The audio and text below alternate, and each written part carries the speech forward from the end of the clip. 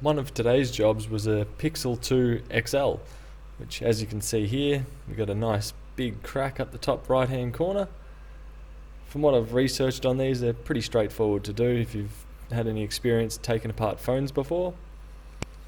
And also the back cover was broken, which, due to lack of parts, well, they're always available in China but nothing locally, I'm not going to be doing the back or the small back glass today. So today will just be a front display only. One thing I like to do with all jobs is usually introduce a bit of heat in there. Usually I do this just to soften the adhesive. So this one I've only just turned on today. It wasn't on prior to the video. So just getting out the tools that I require for this job, or that I'm expecting to need for this job.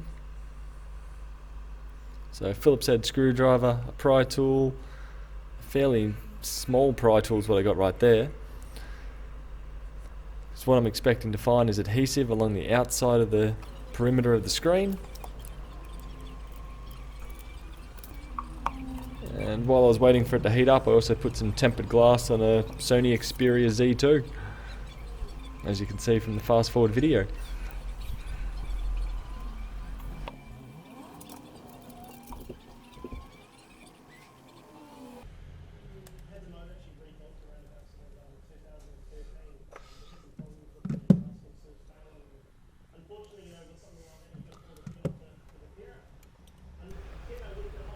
So what I've done here is I've decided to actually pry where the cracks are. Makes it a fair bit easier because there's already a bit of a gap between the body of the phone and the glass, which I was able to go straight down the side of it quite easily with this particular tool, which gave me a bit of leverage to be able to open up the screen. With this particular one, I don't think the heat really made too much of a difference, just because the adhesive itself was more like glue than a rubber material, so it didn't become tacky or anything strange. So it's just a matter of prying, and with it you should be relatively safe as long as you stick to the borders.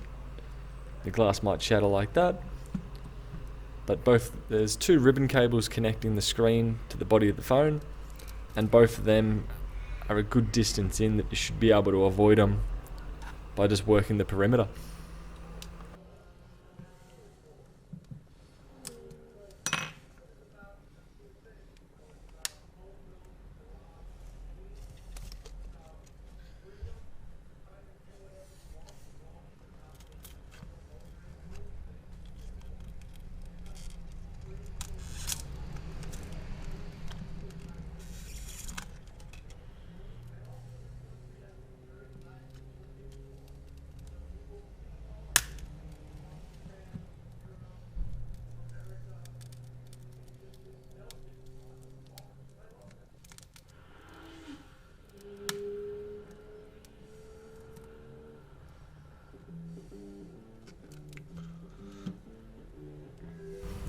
So with it open, there's two small little covers that go over each of the flex cables connecting to the screen. I was expecting I'll need to take out a screw. Screws weren't even necessary to remove, so a couple of tweezers and a bit of a pry, and you should be able to get both covers off to then get to the flex cable underneath.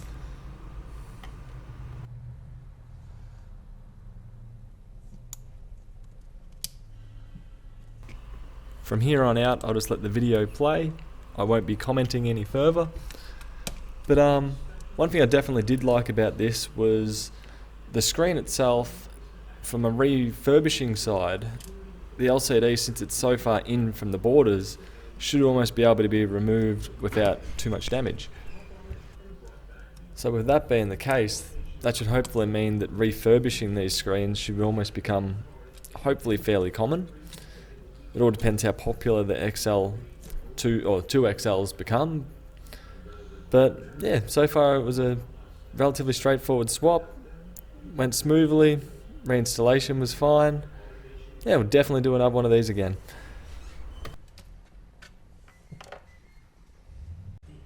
I wanted nothing more than to be able to recreate it in a computer game, as though I was one of the brave soldiers. At the time, the only game I had was alot, which isn't exactly known as a medieval combat simulator. Luckily, the game was super sorting up the bot numbers to as many as my computer can handle. And then some. I've watched as my frame rates plummeted as pairs started to spill out all over the place. It was beautiful. I started imagining some far off time when I'd have a computer able to run it smoothly. Then I'd definitely be happy forever. Problem is, I moved to Counter-Strike and Global Offensive isn't quite so flexible. If you have no friends, then bots are available as a second choice. A horrible, depressing second choice, but still a choice. However, you're limited by how many you can get. You can play 5v5 as intended, or by playing casual game mode, you can spam bot underscore add into the console to bring up to 20 bots on an offline server. This is better. It's still not enough to make you feel super popular, or like you're in the middle of a huge battle. Luckily, you can get more. The easiest way to do this is to type max players override 1 million into CSGO's launch options. I mean, it doesn't need to be a million, but that figure should be limitless. But now, using this, you're probably only going to get 30 or 32 bots. This depends on the map being played. Some use 3 rings of 5 spawners. Others have an extra player somewhere to bring it up to 16 per side. CSGO's developers never thought you'd get more than that, so didn't bother facing extra. Very short-sighted of them, I know. Luckily, I always go overboard with my maps and was able to get 24 beat 24. A total of 48 players. This certainly isn't bad. In fact, it's frantic and exciting. And it starts breaking the game since you see lots of scary error messages popping up in the console. But I'd be really happy with 48. What if we want more still? The difficulty every time is working out what's limiting it. And since 48 is 16 times 3, it's like a logical limit for a programmer to place points in its go. Luckily for us though, it isn't anything to do with that. If you have the chance, 48 is also the number if you have yourself and every different medium difficulty bot profile available in CSGO added at the same time. The reason you can't go higher than 47 bots is because there aren't enough of them to join. You can change the bot difficulty level to get others to join, but at 0, 2 or 3, the limit will actually be fewer than this. But we don't want fewer, we want more. And we can make it so that all of the bots in the whole of CSGO can be added at the same time. Go to the CSGO folder and open the bot profile config using Notepad. Here are all of the values used to give bots their skills, forces, and so on. It's hours of endless fun on its own. I'll let you mess with it in your own time. There's the cover bit. If you scroll down to the skill template section, you can make each bot available for all difficulty settings by adding easy plus normal plus hard plus expert to each of the difficulty profiles. This suddenly ups the number of potential bots to 144. Sadly, in game you'll find you can only get 64 before the server is full. No matter what I tried, I couldn't get around this limit. Visiting the Valve developer community site revealed an explanation. 64 is hashtag sorting limit. And I'll assume for go as well. This one ran out of ideas. The Gary's mod will allow up to 128, and sort itself can go all the way up to 255.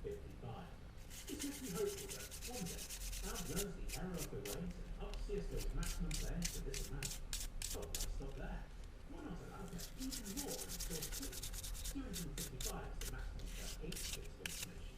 If it were to up it to, say, 16 bits, we could potentially see 65,535 bots on a single server. Strict bots to knives only, and my dream of recreating Helm's Deep in game can finally be a reality. But until then, this rather excellent F-Dev 2 can do. So, please do it.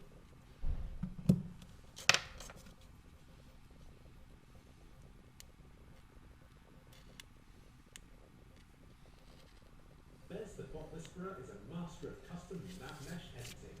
He knows how to change them to bring out the best in bots and has shared with me some of his wisdom from having worked with these. We're going to address some of your questions from the build video that went last. You guys haven't seen that, watch that one first. So we'll answer some why did you do it this way questions. You know what, I'm just doing this. One thing I'll say though is a lot of people complain like, why aren't you using an HP bridge? What does it say? So normally I would have a drain coming out of the reservoir, but on this, we actually use this fitting right here. But if I obviously just open it up like that, it is going to leak. So what we have to do with this guy is, Josh, let's get the paper towels. If you come in here and look at this, you'll see that this tube starts to get empty. So I'm just going to crack this fitting just a little bit, because as soon as it starts to break the seal, if there's any pressure in the system, which there shouldn't be, then we're right here. So the fluid will be right on the edge of that. No, we're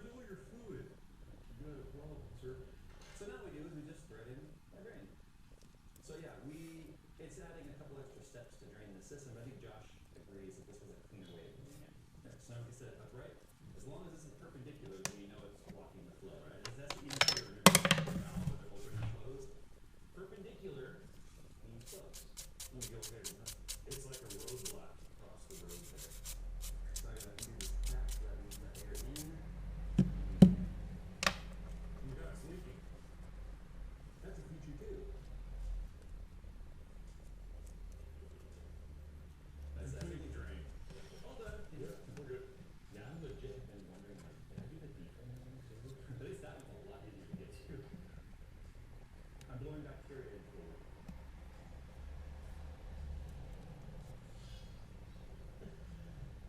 Shit. Great. So I was giving people ammunition to be like, see, that's why I don't water cool, because it just isn't worth it. It's also not worth spending $100,000 on an engine to go 250 miles an hour in Texas from home. You know, my thoughts too are like anybody can build a PC. It is easy. It's when you have that first problem, troubleshoot, whatever, that's where I still enjoy this. I mean, this is still fun. We're going to elevate the city. This one's in Fuego. You might have to more this part. It's gonna be a complete here now that. For the next we are almost disassembled. So since we're at the top off, we can also just slide it out this way. This is a marketing opportunity. Not my channel, bro. Explain. Nobody watches your channel. They're do the surgeon thing.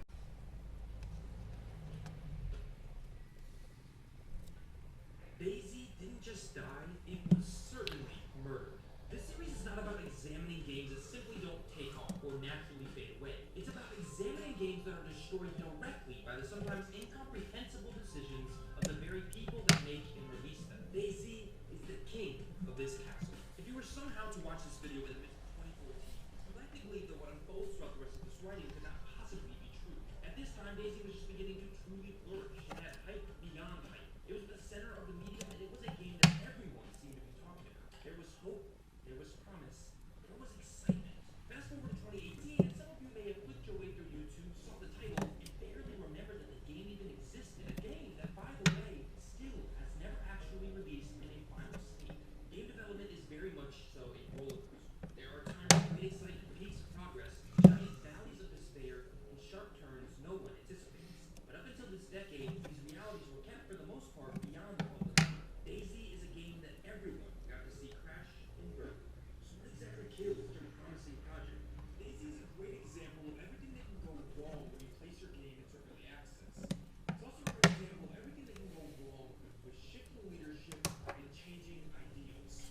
But then we have to look at what killed Daisy. Maybe look at it from a business perspective, a developer perspective, and a gameplay perspective to get a full picture as to how this game failed so far, so fast. To get started, let's take a look at where Daisy began.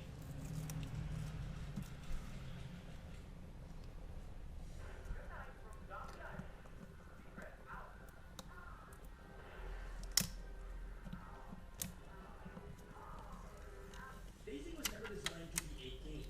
In 2009, a PC game by the name of Arma 2 launched. Arma 2 is a tactical military sim shooter meant to exist in juxtaposition to the casual craziness of things like Call of Duty and similar FPS games. Arma was great. It had its problems, but it was great. Dean Hall agreed. Dean Hall was a member of the New Zealand Army at one time. It's here where he was hurt during a survival exercise. It was here where that experience morphed into an idea, a new way to situationally train soldiers through virtual engagement. This is what attracted him to Arma in the first place. This was the impetus for Daisy. It wasn't this virtual soldier training he originally dreamed of. Instead, a game. He wanted to create a tense, emotion-filled experience for players. A survival experience. So he created a mod for Arma 2. The mod was called Daisy, and it launched in spring of 2012 for free. Daisy was all about immersion and details. Broken bones, fear of shock, infection, blood pressure issues, thirst, hunger. It was a zombie apocalypse that asked you to think like you really would in this situation. It was a multiplayer survival mod that truly created emergent gameplay and brought with it unique experiences. It would reach 1 million players within just a few months. It was a phenomenon and spurred millions of purchase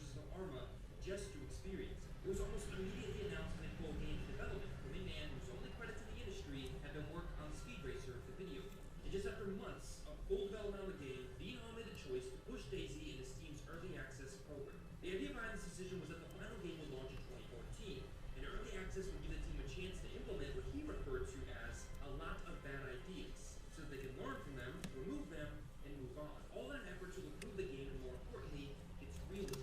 It is now 2018, and DayZ is no longer anywhere near a heavy hitter in gaming. It isn't growing its downward trajectory beginning a long time ago. So what happened to destroy the game and its momentum from 2013 to today?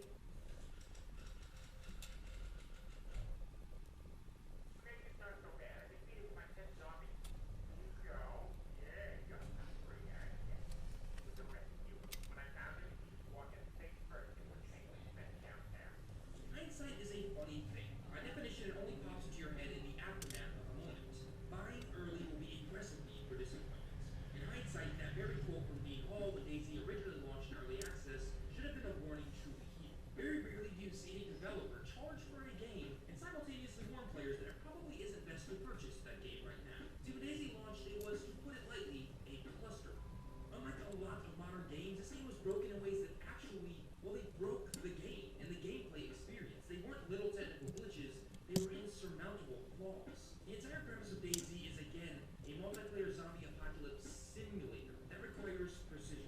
Precision that DayZ was not defined by. You could die from falling a foot off the ground. Walls were often purposeless and functions. Players and zombies alike came waltzing through them like Casper. Server issues often made the game unplayable, and once you are playing, crashes were numerous. This, however, is to be expected of a game just entering early access. That is, after all, the point of early access, to work out these kinks. That point flew right over Dean Hall and the developers' heads. The game never did get fixed. Well, not in totality. Much like Ark Survival Evolved, fixes would slowly come in, and they'd fix some things, but break entirely new things. Bugs hit the game that prevented players from doing the most basic of things like drinking, with the game not recognizing water containers at all, and this would come in the process of the game fixing a food issue. The game for 4 years very much so existed in an alpha state. The game got prettier, animations got better, but the game itself very rarely did. In a game where you can invest hours of time into one game, where permadeath is a part of the draw, to have those hours stolen from you by things entirely out of your control is a good way to get players to drop a game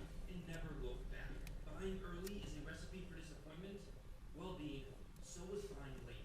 But maybe the PR development team were supportive and understanding throughout this process. Maybe they tried to at least cushion the blow of this process of development hell. Not even close.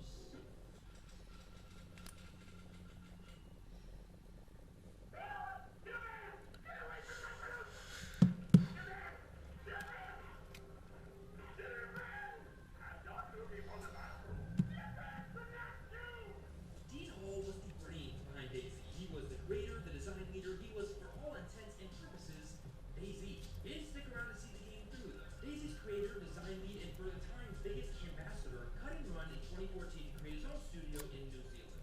Not only would he not stick around and follow through on the promises made by him to the millions of players who spent their money on the game, he wouldn't get anything close. 4 years later, the game still isn't finished, and Dean Hall is still talking about it. That wasn't a huge deal given that Dean had hired Leeds to handle the nitty-gritty by this point anyway, and there were reports that he was simply a cheerleader at that point. But he was essentially the only olive branch between the development team and gamers. The only person gamers could look to for communication. What resulted after Dean Hall's departure was a dissolution of player and developer relations. It's number one thing. In today's social media age, especially when your game is in early access, it is vital to maintain good and open lines of communication with your player base. It's important to treat them with respect and make an effort. Apparently, everyone but the dev team knew their game was broken, and everyone but the dev team knew the game was not progressing, it was not meeting players' expectations. Paying players at that. We know this because seemingly every day the developers and dev team managed to block more and more people that mentioned anything negative about the game. They were blocking people on Twitter for asking questions about why certain things didn't